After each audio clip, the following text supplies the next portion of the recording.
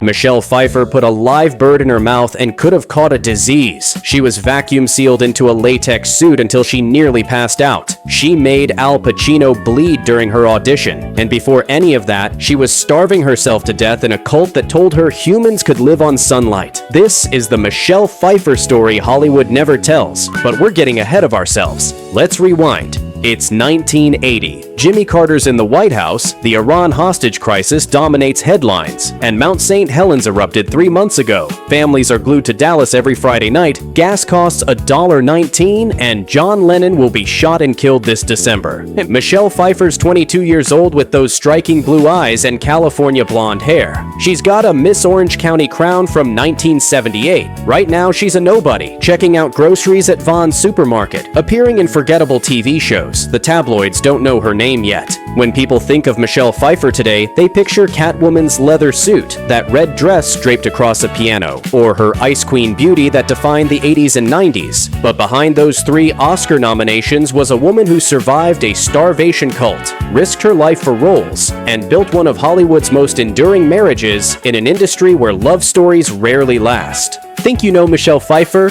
Stick around. Surprising truth number 1. She was starving herself in a cult that taught people to live on sunlight. Michelle Pfeiffer moves to Los Angeles at age 20. She's alone, scared, desperate for someone to show her the way. She meets a couple who say they're personal trainers. They seem like exactly what she needs. Here's the kicker. These people believed that humans in their highest state were breatharian. That means they thought people could live entirely on air and sunlight without food or water. They put Pfeiffer on a diet that, according to her own words, nobody can adhere to. News reports have linked breatharianism to multiple deaths. Their thing was vegetarianism, Pfeiffer later revealed. They were very controlling. I wasn't living with them, but I was there a lot. I had to pay for all the time I was there, so it was financially very draining. For months, Pfeiffer followed their instructions. She was slowly starving herself, convinced she was reaching some higher plane. She didn't realize she was in a cult. The real shocker? She was saved by accident. In 1981, she started dating actor Peter Horton. He was cast in a film about the Moonies and asked Pfeiffer to help him research by meeting with cult deprogrammers. "We were talking with an ex-Moonie," Pfeiffer recalled, and he was describing the psychological manipulation, and it just clicked. "I was in one." She walked away and never went back. This experience of escaping control shaped every defiant character she'd go on to play. This wasn't someone who followed anyone's rules. Now that iron will was about to be tested by Hollywood itself. Surprising truth number 2. She made Al Pacino bleed during her audition, and that's how she got Scarface. 2 years later, Michelle Pfeiffer's auditioning for Scarface, Brian De Palma's crime epic starring Al Pacino. She's 23 with basically nothing on her resume except Grease 2. Director Brian De Palma wants her from day one. But Al Pacino? Al will admit this, Pfeiffer said. "He didn't really want me for the part." Over 2 months, she auditions again and again. Each time she gets worse because she's terrified. "I was just afraid," she said. "I didn't feel worthy. I had zero confidence." Finally, De Palma tells her, "You know, doll, it's just not gonna work out." At least a month passes. Then they call her back for one final screen test. She shows up convinced she's got zero chance. And that freed her up. She wasn't afraid anymore. The scene was the restaurant explosion where Elvira goes off on Tony Montana. "I swiped the table," Pfeiffer remembered. "Glasses break, dishes break cut. There's blood everywhere." Everyone rushes over to check Michelle. But she didn't cut herself. She cut Al Pacino. She sliced his finger open with flying glass.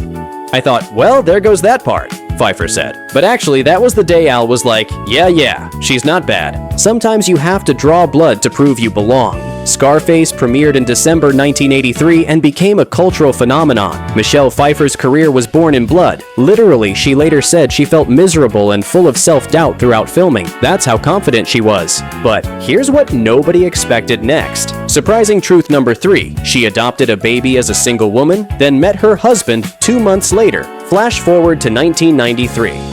Michelle Pfeiffer's 35, at the peak of her career with 2 Oscar nominations. Her marriage to Peter Horton ended in 1988.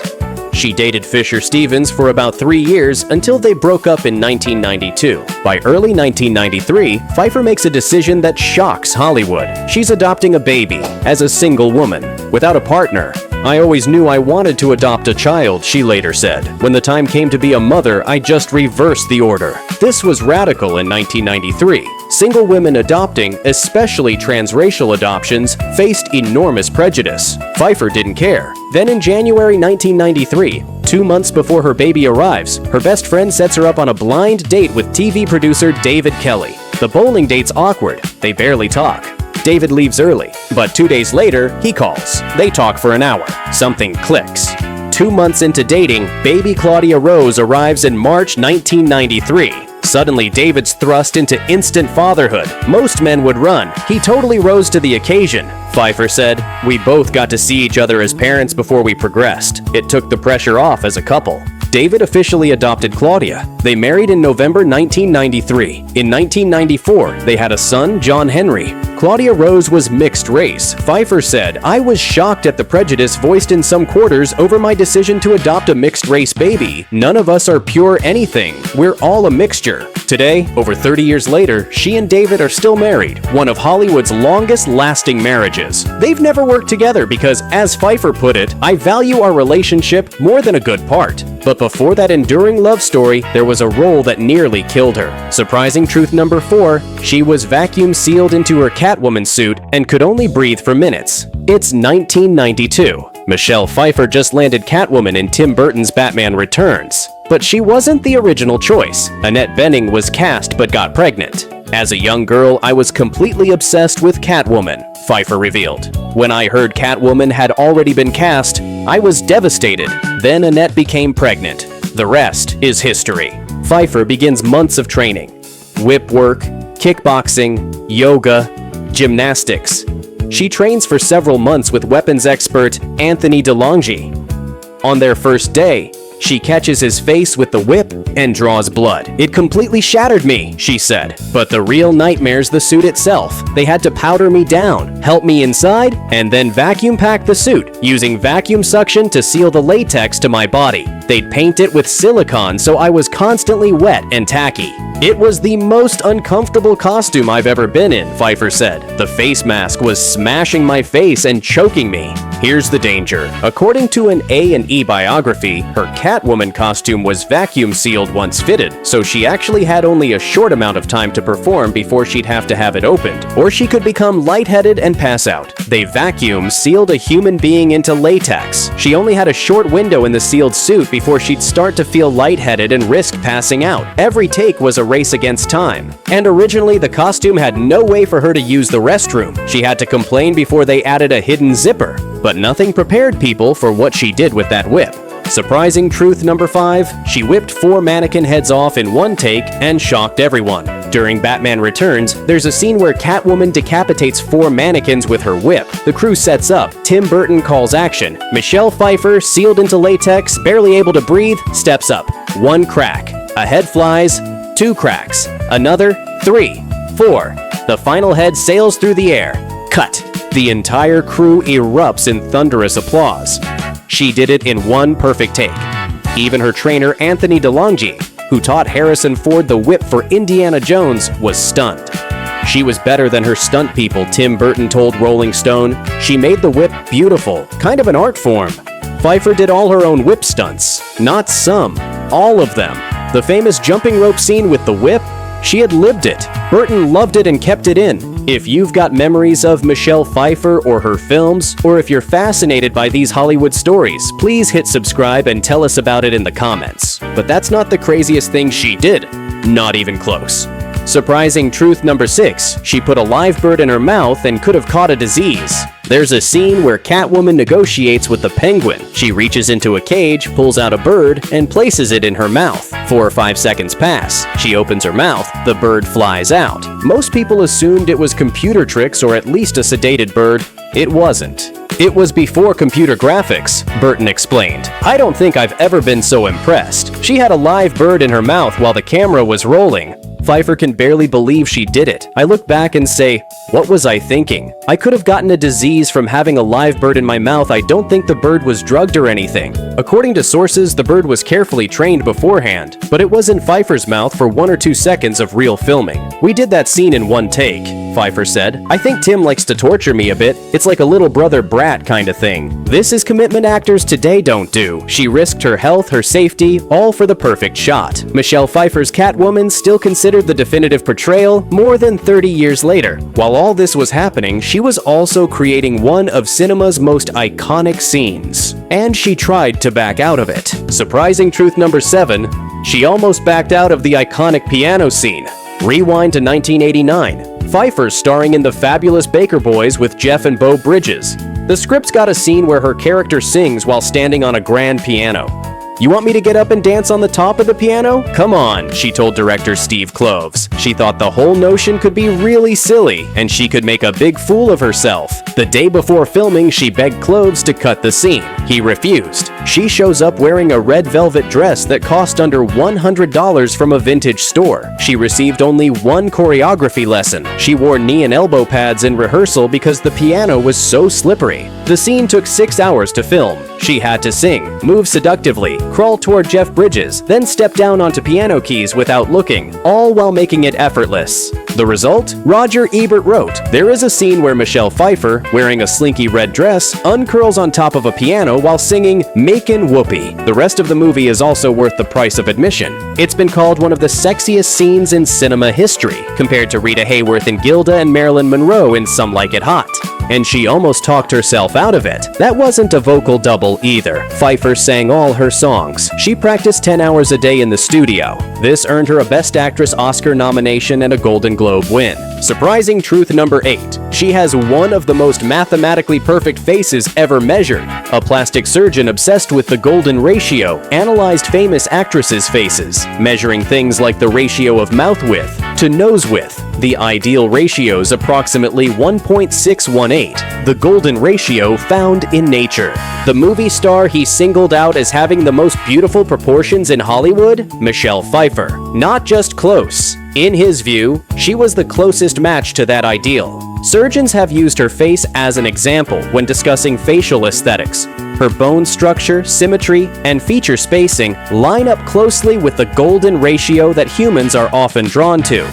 But here's the twist. Pfeiffer's always been incredibly insecure. I still think people will find out that I'm really not very talented, she said in one interview. It's all just been a big sham. The woman with one of the most beautiful faces ever measured, scientifically speaking, spent her career convinced she wasn't good enough. Talk about impossible Hollywood standards. But beauty wasn't enough. She worked harder, trained longer, risked more than almost anyone. Which brings us to what nearly ended everything. Surprising truth number 9, she stepped away from stardom to put family first. In the late 90s and early 2000s, Michelle Pfeiffer essentially disappeared from the big screen. She went from one of the most bankable stars in Hollywood to appearing in only a handful of films over nearly a decade.